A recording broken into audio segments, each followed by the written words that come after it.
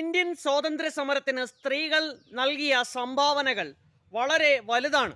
സ്ത്രീകളെ കൊളോണിയൽ വിരുദ്ധ സമരത്തിൻ്റെ മുന്നണിയിലേക്ക് കൊണ്ടുവരുവാനായി നിരവധി വിപ്ലവ പ്രസ്ഥാനങ്ങളും ഇന്ത്യയിൽ പ്രവർത്തിച്ചിട്ടുണ്ട്.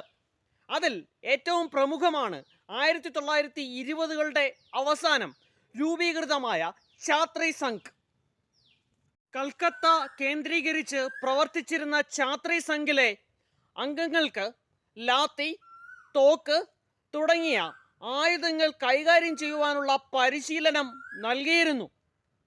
ഈ സംഘടനയിൽ പ്രവർത്തിച്ച അതിധീരയായ ഒരു വനിതയാണ് ബീന ദാസ്.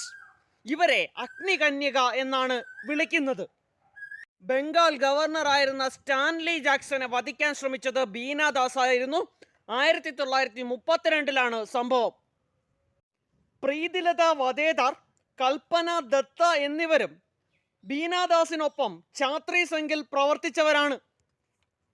യുഗാന്തർ എന്ന വിപ്ലവ പ്രസ്ഥാനത്തിന്റെ ആശയങ്ങളോടായിരുന്നു ഛാത്രി സംഘിന് ആഭിമുഖ്യം ഉണ്ടായിരുന്നത്. 1906 യുഗാന്തർ സ്ഥാപിതമാകുന്നത്.